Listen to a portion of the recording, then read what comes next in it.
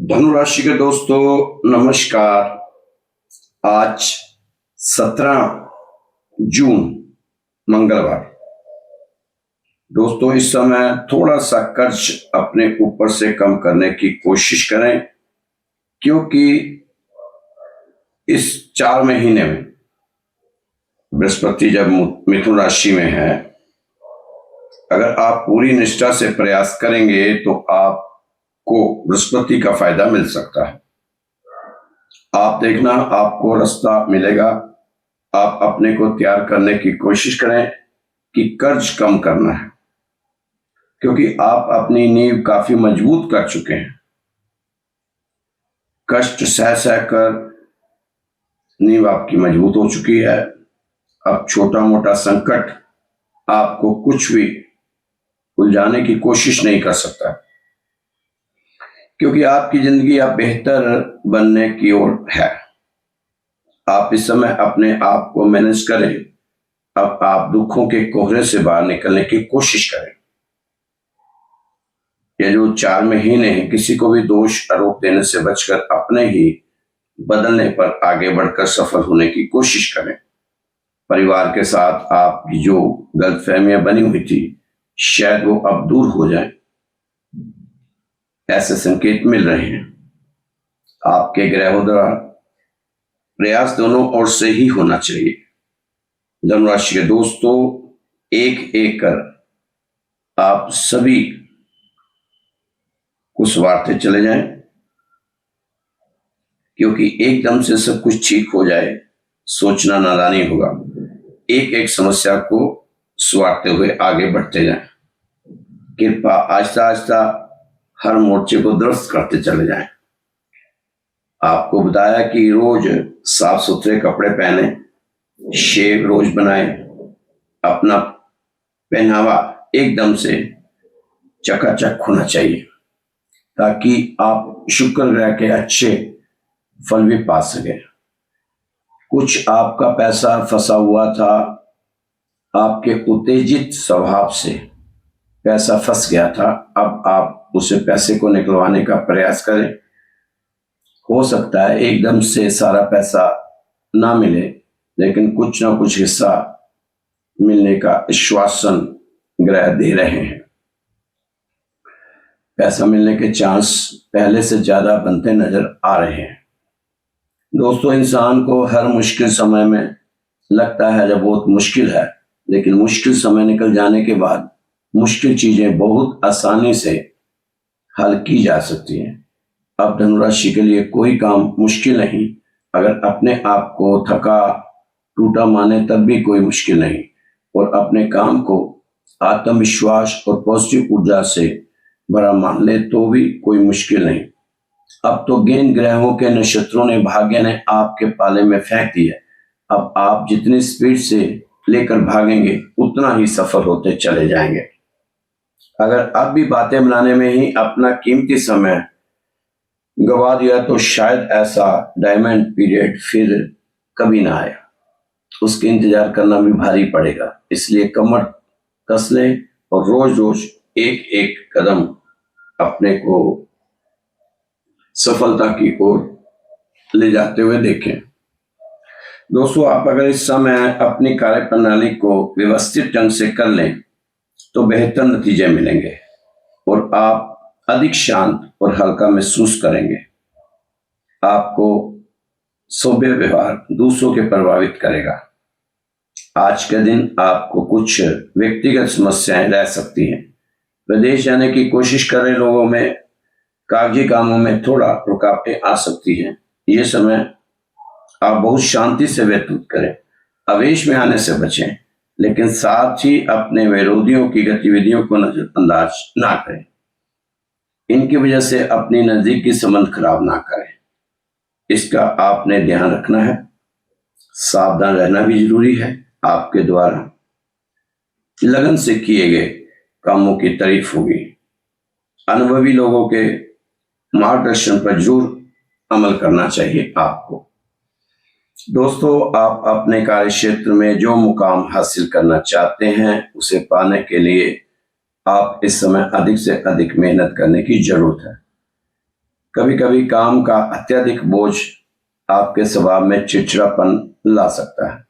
आप अपने कामों को दूसरों के साथ बांटना सीखें तथा धैर्य बनाकर रखें। आने वाले समय में आपका विशेष प्रयोजन हल होने वाला है। सिर्फ मेहनत और दृढ़ संकल्प और दृढ़ निश्चय रखने की जरूरत है। व्यक्तिगत व्यवस्था के साथ साथ परिवार संबंधी गतिविधियों में भी अपना योगदान रहने से संतुष्टि रहेगी। दिल की बजाय दिमाग से निर्णय लेने की जरूरत है तथा अपनी भावनाओं पर काबू रखें, वरना आपका कोई नाजायज फायदा उठा सकता है। भूमि या वाहन संबंधी लोन लेने से पहले किसी की सलाह जरूर लें। कारोबार में विस्तार संबंधी कोई योजना चल रही है तो वह बेहतरीन तरीके से फलीभूत हो जाएगी। बेहतर नतीजे सामने आ सकते हैं। पति पत्नी का एक दूसरे के प्रति सहयोग और विश्वास घर की सुख शांति को बनाकर रखेगा। दोस्तों, भविष्य की जरूरतों के लिए बचत करने का एहसास रहना चाहिए। आप भागदौड़ से बचने और अवकाश गतिविधियों में शामिल होने की इच्छा महसूस कर सकते हैं। बिजनेसमैन को पार्टनरशिप में दिक्कतों का सामना करना पड़ सकता है। बिजनेसमैन को नए अवसर भी मिल सकते हैं। इस समय बिजनेसमैन को कानूनी विवादों का हिस्सा न बनना पड़े, इसके लिए सजग रहने की जरूरत है। अपने कामकाज को लेकर गंभीर रहने की जरूरत है। काम समय पर पूरा करने के लिए आपका फोकस अपने पर रहना चाहिए। कोई काम जो काफी दिनों से अटक रहा था, पूरा होने का नाम ही नहीं ले रहा था, तो वो काम आने वाले दिनों में भी हो सकता है। कोशिश करते रहें। आज के दिन को बिगड़ा हुआ काम बन सकता है आपका। कोई काफी पुराना कोई बिगड़ा काम होगा जिसमें कर सकते थे, आप नहीं कर पा रहे थे, तो आज के दिन कोशिश करें, शायद बृहस्पति महाराज की कृपा आप पर हो ही जाए। आज मंगलवार हनुमान चालीसा का पाठ जरूर करें, हनुमान मंदिर भी जाएं और राहत मिलेगी। पुरानी नकारात्मक बातें हावी होने से अपने मनोबल में कमी देखी जाती है। जितनी भी नेगेटिव चीजें थी पुरानी वाली, वो आपके मनोबल को कम ना करने पाए, इसलिए थोड़ा सा ध्यान देना है। आप तो अपना स्वभाव पॉजिटिव रखें। वर्तमान परिस्थितियों में भी अपना ध्यान रखने की जरूरत है। कई तरह की गतिविधियों में रुझान रहने से आप थोड़ा कंफ्यूज हो सकते हैं। इसका कारण ग्रहों या नक्षत्रों का परिवर्तन भी हो सकता है, लेकिन आपने परेशान नहीं होना। थोड़े दिन ऐसा रहेगा, फिर नॉर्मल हो जाने वाला है। सब कुछ ठीक हो जाएगा। इस समय उधार लेन देन पर रोक लगाने की जरूरत है। अनजान व्यक्ति से तो लेन देन बिल्कुल भी ना करें। दोस्तों, सिर्फ सुनी सुनाई और आलोचनात्मक बात पर ध्यान देने की जरूरत नहीं। अपनी भावनाओं और गुस्से पर नियंत्रण रखें। प्रतिकूल परिस्थिति से घबराने की बजाय उसका समाधान ढूंढने की कोशिश किया करें। आपका सकारात्मक व्यक्तित्व आपके काम को योजनाबद्ध तरीके से पूरा करने में मदद करेगा। समय अनुसार कार्य प्रणाली में बदलाव करने से कोई सकारात्मक परिणाम मिलेंगे। प्रभावशाली लोगों से मुलाकात का अवसर मिल सकता है। कुछ विशेष जिम्मेदारियां मिलने के चांस बनते जा रहे हैं।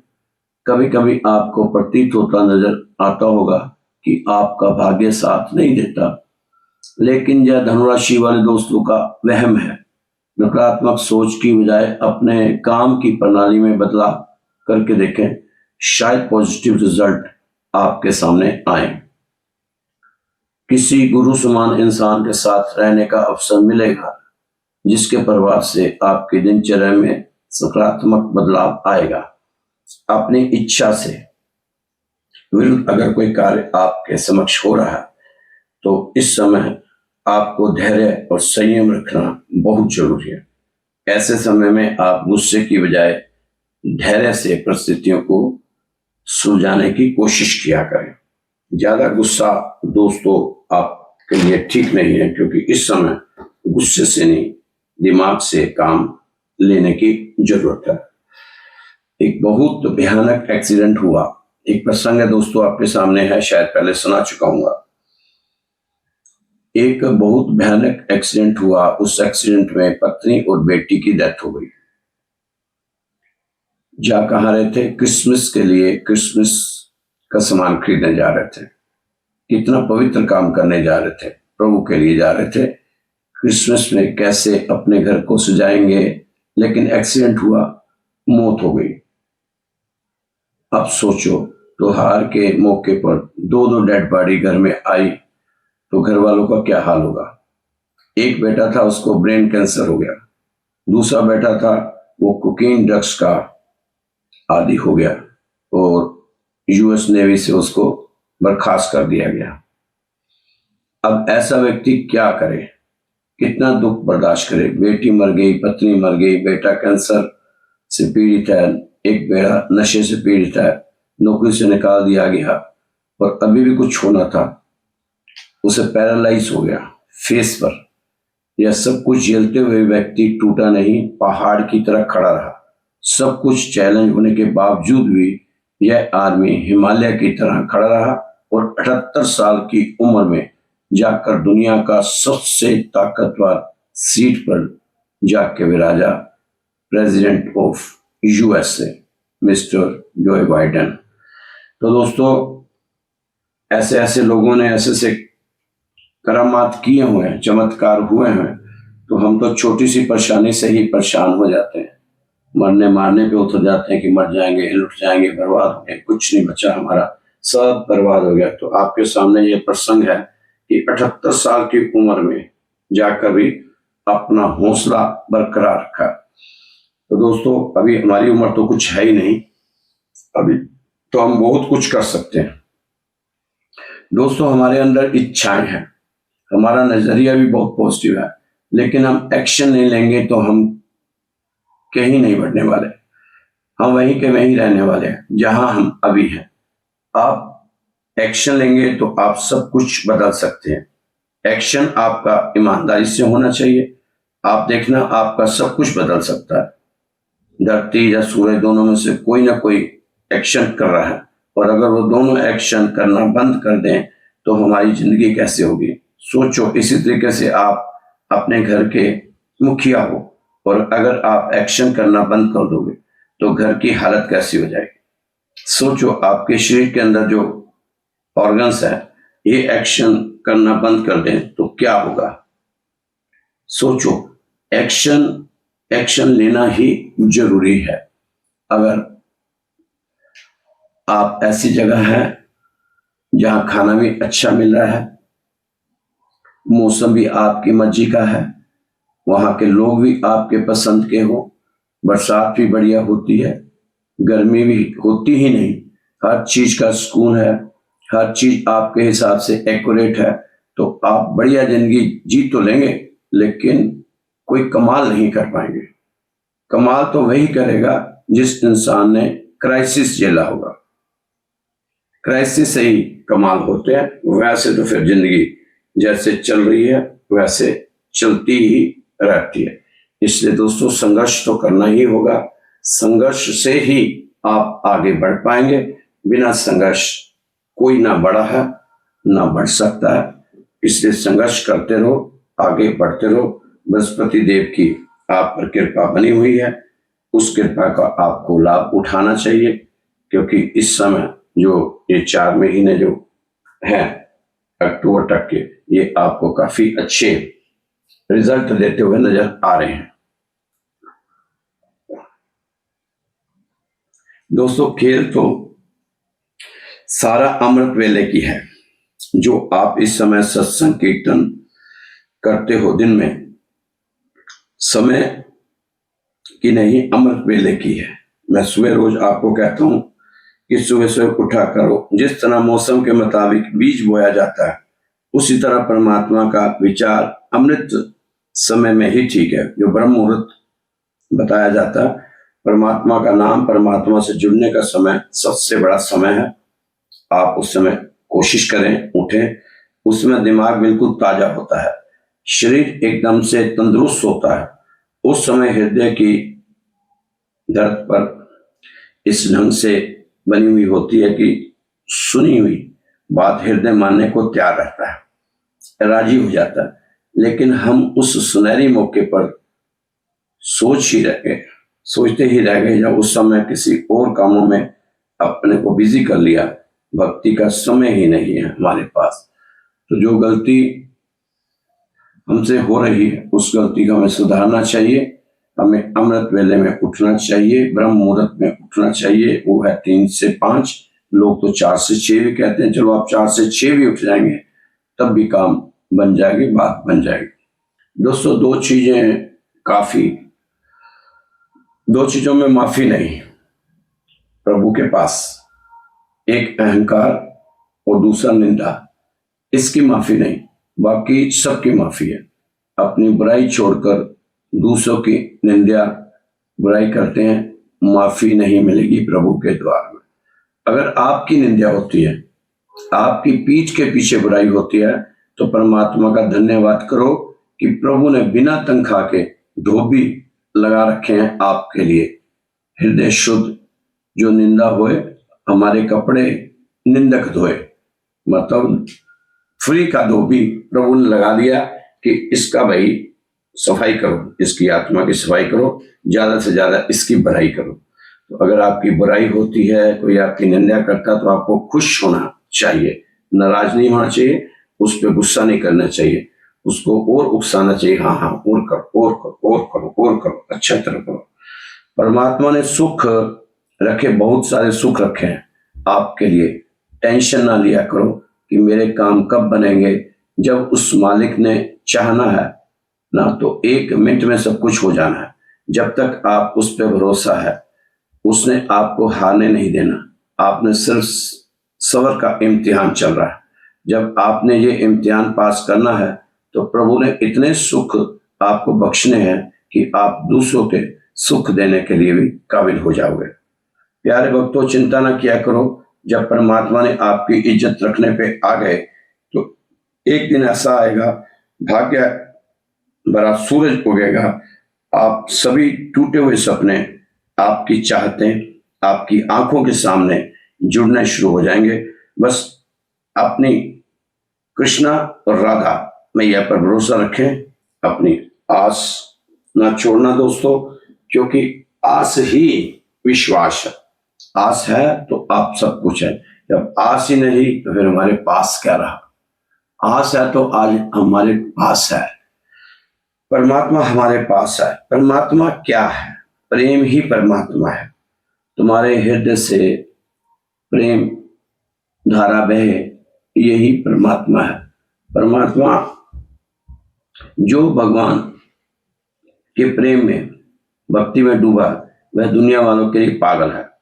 और जो दुनिया के लिए है, दुनिया में डूबा है, उसे प्रेमी लोग पागल कहते हैं। तो पागल एक दूसरे को कहते रहे और अपना आगे आगे बढ़ते रहे। दोस्तों, सुदामा जी के घर में गरीबी थी, पर उनके घर में संतोष था। अद्भुत कृपा उन पर भगवान का आनंद कभी धन से नहीं मिलता, न पद से मिलता, न कभी सुख सुविधाओं के साधन जुटाने से नहीं मिलता। उसे सुख मिल जाएगा, लेकिन आनंद केवल और केवल परमात्मा की ही कृपा से मिलेगा। भोले भक्तों, वो अभाव में भी मिल जाएगा। अगर ईश्वर कृपा है, तो आज सुदामा जी को कितनी भी समस्याएं आ जाएं, वह किसी के घर मांगने नहीं जाते। व्रत ले रखा है कि किसी से मांगूंगा नहीं। हाँ, दान में कोई आता है, कुछ दे जाता है, ब्राह्मण दान ले सकता है, ये शास्त्रों ने कहा है। परंतु ब्राह्मण मांगे, ये अच्छी बात नहीं। एक बार ऐसा समय आया, सुदामा जी के घर लगातार बिना अन्न के व्यक्ति हो गए, बिना भोजन के व्यक्ति हो गए। कई दिन ऐसा हुआ। सुशीला ने सुदामा जी से कोई शिकायत नहीं की, पर अब बच्चों की भूख देखी नहीं जा रही थी सुशीला से, क्योंकि वह एक माँ थी। माँ का हृदय बहुत कोमल और निर्मल होता है।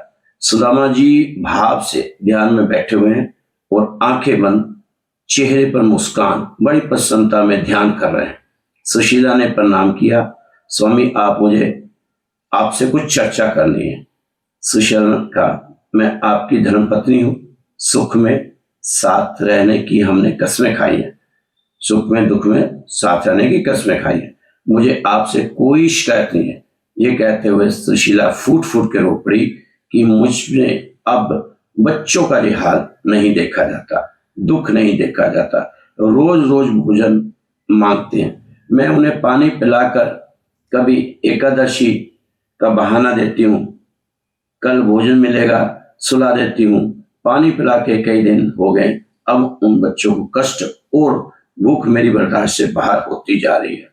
सुदामा ने कहा, कष्ट मुझे भी है, मैं घर के सारे हालात जानता हूँ। मेरे भी बच्चे हैं, मैं अपना फर्ज नहीं निभा पा रहा हूँ, कष्ट मुझे भी है, लेकिन मैंने व्रत लिया है, किसी के दरवाजे मांगने नहीं जाऊंगा। शायद मेरे भगवान की यही इच्छा है, मैं इसमें कुछ भी नहीं कर सकता। सुशीला ने कहा, चलो आप किसी के जहां मांगने ना जा सकते हो, पर अपने मित्र के घर तो जा सकते हो ना। मैंने कौन सा मित्र? क्यों सुदामा जी ने कभी सुशीला को अपने मित्र के बारे में बताया ही नहीं रखा था। आज तो एक कॉर्पोरेटर या छोटा मोटा कोई हस्ती वाला आदमी हो तो बंदा अपने घर में डिंगा मारता कि वो मेरे को जानता, वो मेरे को जानता। लेकिन सुदामा को भगवान के साथ दोस्ती थी, उन्होंने अपनी बीवी को तक को नहीं बता रखा था। सुदामा जी ने कभी जिक्र भी नहीं किया था कृष्ण के बारे में। सुदामा जी के मन में ये भाव था कि सुशीला भले ही संतोषी है, लेकिन कभी न कभी इसके मन में ये भाव आएगा कि मेरे मित्र वो धन मांग कर मुझे जाना चाहिए, मैं मित्र से धन मांग कर ले आऊं। सुदामा चौंके कि तुम्हें कैसे मालूम हुआ? एकदम से हैरान हुए सुदामा जी कि तुम्हें कैसे मालूम है कि श्री कृष्ण मेरे मित्र हैं। फिर सुशीला ने बताया कि एक ब्राह्मण आए थे। भगवान ब्राह्मण के भेष में जब कई दिन तक सुदामा का परिवार भूखा रहा, लेकिन भगवान से कुछ नहीं मांगा। दुनिया से तो ना मांगो और कोई बात नहीं, पर भगवान से भी नहीं, हमें कुछ दे दो। भगवान ब्राह्मण का भेष बनाकर आए सुदामा के घर में, सुशीला को बता के गए। ब्राह्मण के द्वारा आकर मांगा, सुशीला बाहर आई।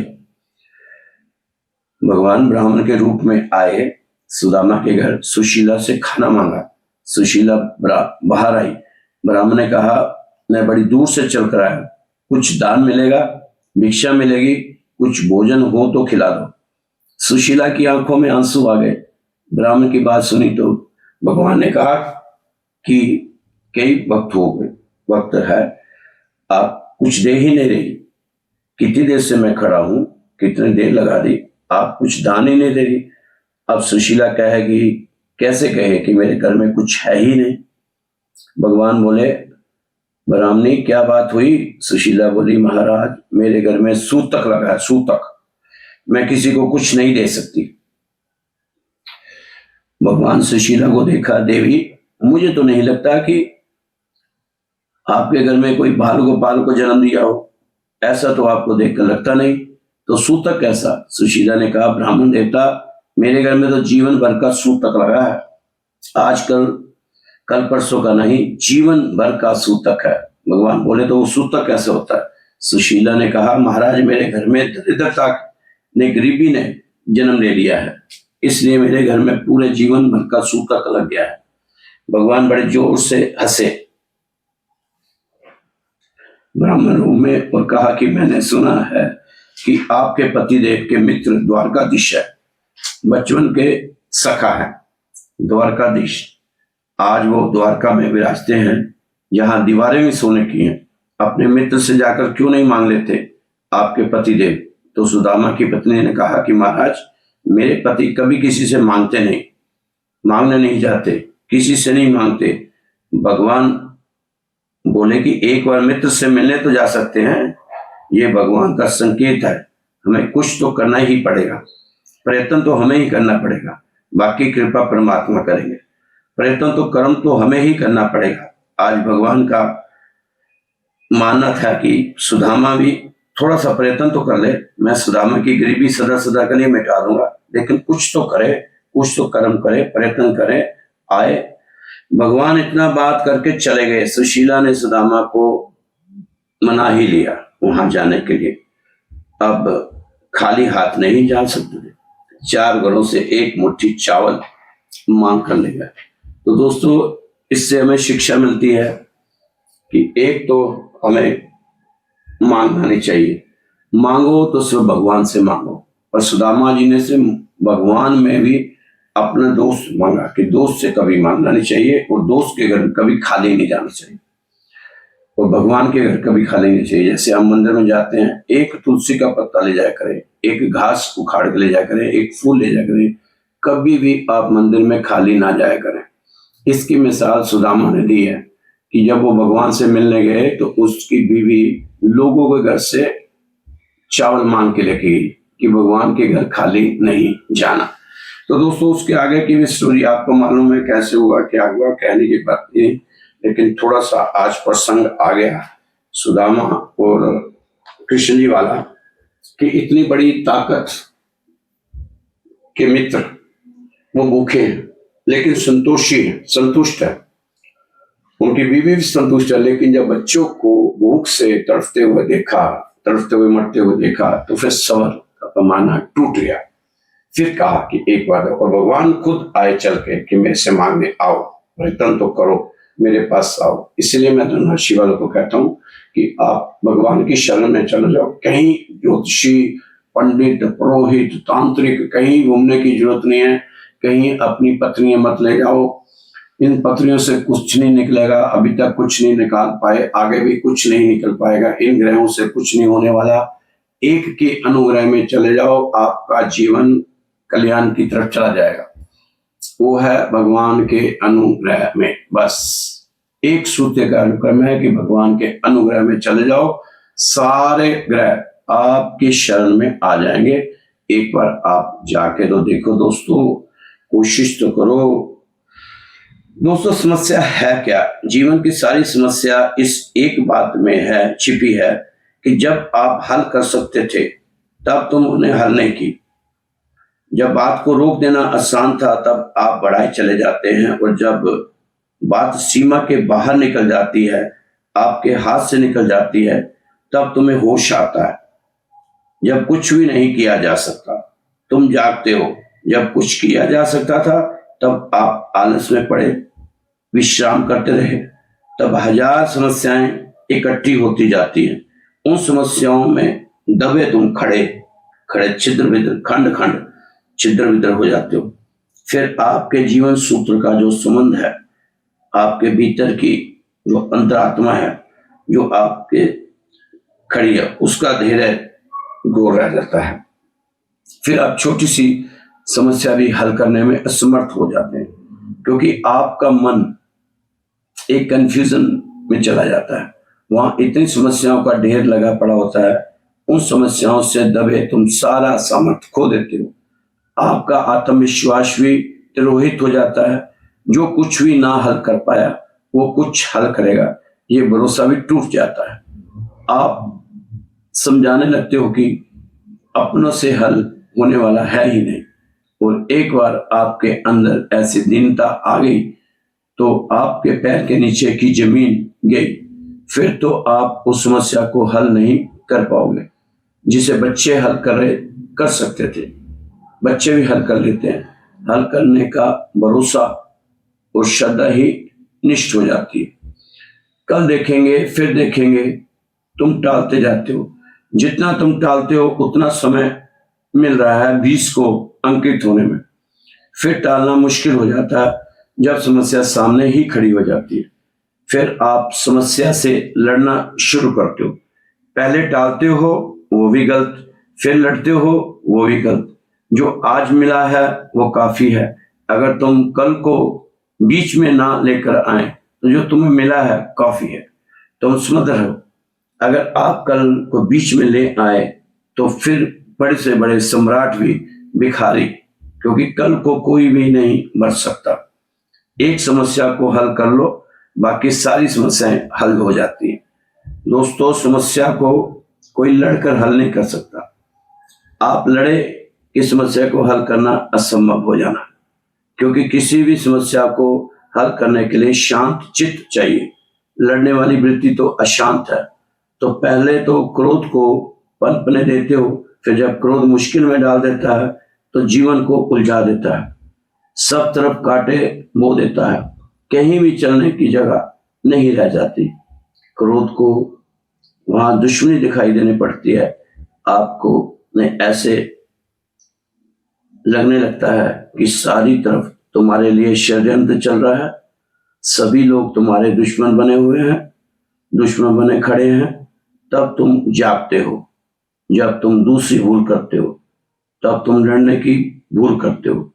दवा लो, क्रोध मिटा दो। क्रोध, लेकिन क्या कहीं क्रोध लड़कर समस्या से जीता है? समझ लो, तुम धागे साफ कर रहे हो, धागे उलझ गए। क्या तुम धागों में लगे हो? क्या लटके जो धागे सुलझ जाएंगे? लड़कर धागे तो और उलझ जाएंगे, टूट जाएंगे। एक बार धागे उलझ गए तो फिर बड़ी ही शांति चाहिए, फिर तो बड़ा ही धैर्य चाहिए, मैत्री भाव चाहिए, फिर तो बड़ी सरलता और धैर्य से एक एक धागे को निकालो, तभी निकल पाएंगे। अगर जरा सी जल्दबाजी या जोर से किया तो और उलझाव बन जाएगा। जो आप टालते हो वो धैर्य नहीं, आलस है। कहते हो कल कर लेंगे, परसों कर लेंगे, अभी जल्दी क्या? जो आप टालते हो वो धैर्य नहीं, कहीं यही समझते हैं ये धैर्य, इस धैर्य को करे बैठो, वो अलग है। वो केवल अपने आप को धोखा देना है। धैर्य की कसौटी तो उस दिन आएगी जिस दिन उलझाव बड़ा हो जाएगा। अब तुम धैर्य से लड़ते हो या सुलझाते हो। तो दोस्तों, कई लोग बैठे हैं कि हम तो धैर्य से बैठे हैं, वो आलस है, उसको धैर्य नहीं कहते। धैर्य तो वो होता है कि आप काम करते हो, आपके सामने रिजल्ट अच्छा नहीं आया, आप फिर भी काम करते जा रहे हो, इसको कहते हैं धैर्य। ये नहीं है धैर्य से बैठे हैं कि कल कर लेंगे, परसों कर लेंगे, उसको टालते जाते हैं, इसको धैर्य नहीं कहते। दोस्तों, किसी को मालूम नहीं होता कि आज सो रहे हैं, उठने के बाद मंदिर जाएंगे या शमशान। इसलिए सदा मुस्कुराओ और दुनिया में बनाओ अपनी एक अलग पहचान। कहते हैं टूटती हुई चीजें मंदिर में नहीं रखते, कहते हैं टूटती हुई चीजें मंदिर में नहीं रखते, लेकिन हर टूटा हुआ इंसान मंदिर में ही जाता है, वहीं जाके जुड़कर आता है। आपके संस्कारों में आपके माँ बाप की झलक दिखाई देती है। कोशिश करें कि वो सुंदर दिखे। आपसे अब रिश्ता कुछ ऐसा है, ना नफरत ना रिश्ता पहले जैसा है। बस अपना ही मसला ही संभाला नहीं गया, यूं तो कितने को काम आए थे हम। धनुराशि वालों के लिए ये बात फिट बैठती है कि बस अपना ही मसला ही संभाला नहीं गया, यूं तो कितनों के काम आए थे हम। भगवान श्री कृष्ण ने सुदर्शन चक्र नहीं त्यागा। दोस्तों, भगवान श्री कृष्ण ने सुदर्शन चक्र नहीं त्यागा था। बांसुरी बजाते हुए भगवान कृष्ण ने कभी नहीं कहा था मेरे भरोसे रहो। उन्होंने सिर्फ इतना कहा था मुझ पर भरोसा करो।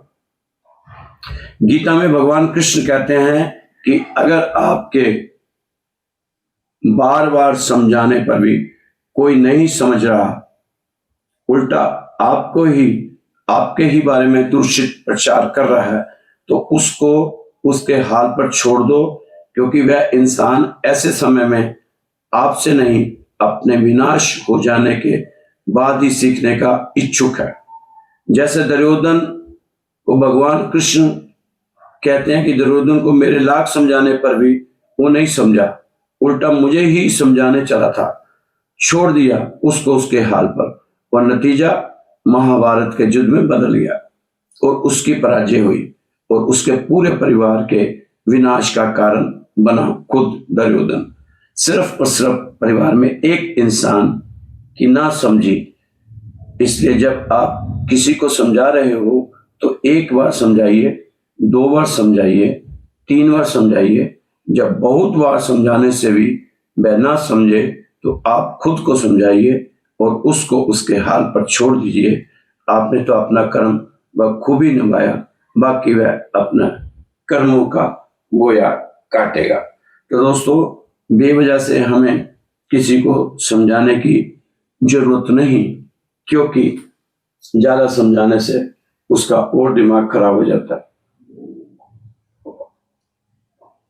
अगर सामने वाला आपके समझाने से ना समझे तो आपको खुद ही समझ जाना चाहिए। एक बार लोहे और सोने के में टकराव हो गया। एक बार लोहे और सोने में टकराव हो गया।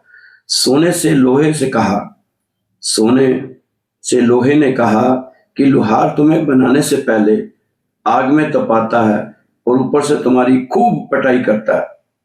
इसी तरह मुझे भी सुनार जब बनाता है तो बनाने से पहले आग में तपाता है और उसके बाद फिर मुझे बनाता है।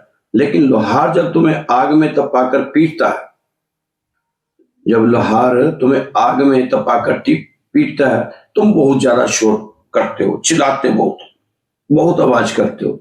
लेकिन मैं तो बिल्कुल भी नहीं आवाज करता। लोहे का बहुत सुंदर सा जवाब सोने को कहा, सुनो भाई, जिस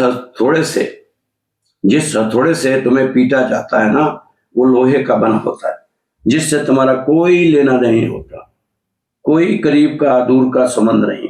और मुझे जिस हथौड़े से पीटा जाता है वो लोहे का ही होता है। तो जब अपनों को पीटा जाता है, दुख कष्ट दिया जाता है, चीखे निकलनी तो जायज ही है। तो धनुराशि वालों, आपका भी हाल ऐसा ही है कि अपनों से ही आप इतना पिटे, अपनों से ही इतना आपने धोखे खाए कि आज तक आप समझ नहीं पाए। जिंदगी में मुश्किल है, तमाम है, फिर भी इन होठों पर मुस्कान है। और अगर जीना ही हर बात हाल में है तो फिर मुस्कुराकर जीने में ही क्या नुकसान है। दोस्तों, जिंदगी में मुश्किलें तमाम है, जिंदगी में मुश्किलें तमाम है, फिर भी इन होठों पर मुस्कान है।